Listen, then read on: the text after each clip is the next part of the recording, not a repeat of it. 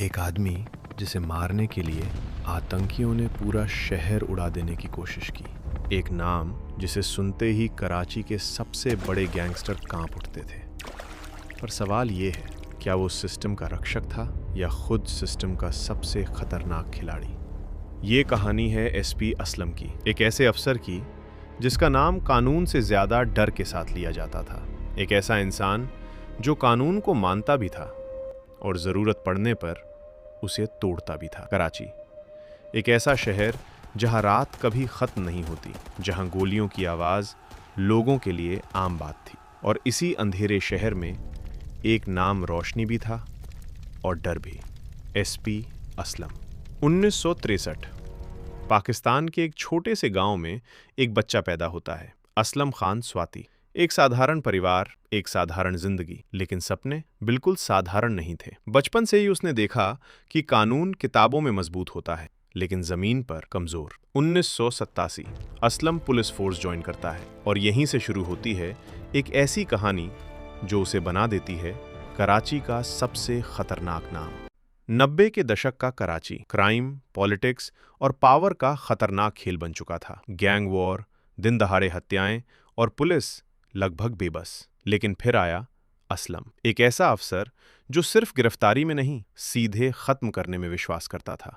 Encounter उसका तरीका था और डर उसका हथियार।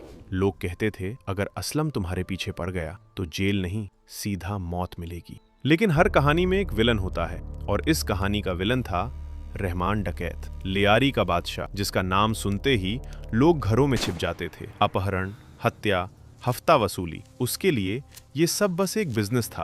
और सबसे खतरनाक बात, उसका सीधा कनेक्शन पॉलिटिक्स से था। मतलब कोई उसे छू भी नहीं सकता था। लेकिन एक आदमी था जो उसे मिटाना चाहता था, एसपी असलम। असलम ने प्लान बनाया रहमान को पकड़ने का। ऑपरेशन हुआ और रहमान पकड़ा भी गया, लेकिन सिस्टम फेल हो गया। रिश्वत, भ्रष्टाचार, और एक दिन रहमान जेल से फरार हो गया। ये सिर्फ हार नहीं थी, ये असलम के अहंकार पर चोट थी। उसने फैसला कर लिया, अब गिरफ्तारी नहीं, सीधा एनकाउंटर होगा। कराची की सड़कों पर अब एक जंग शुरू हो चुकी थी। हर दिन किसी न किसी की लाश गिरती। लोग समझ नहीं पा रहे थे ये कानून है या बदले की लड़ाई।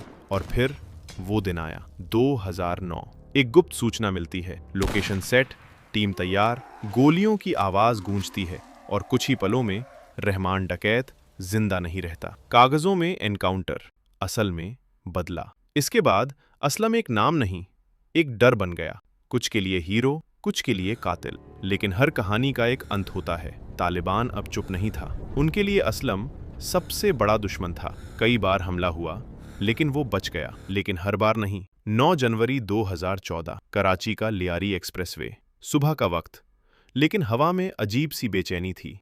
असलम अपनी गाड़ी में बैठा हुआ एक और ऑपरेशन के लिए निकल चुका था। उसे नहीं पता था कि इस बार शिकार वो खुद है। एक जबरदस्त धमाका, धुआं, आग, चीखें, हर तरफ तबाही। उसकी गाड़ी लोहे के टुकड़ों में बदल चुकी थी।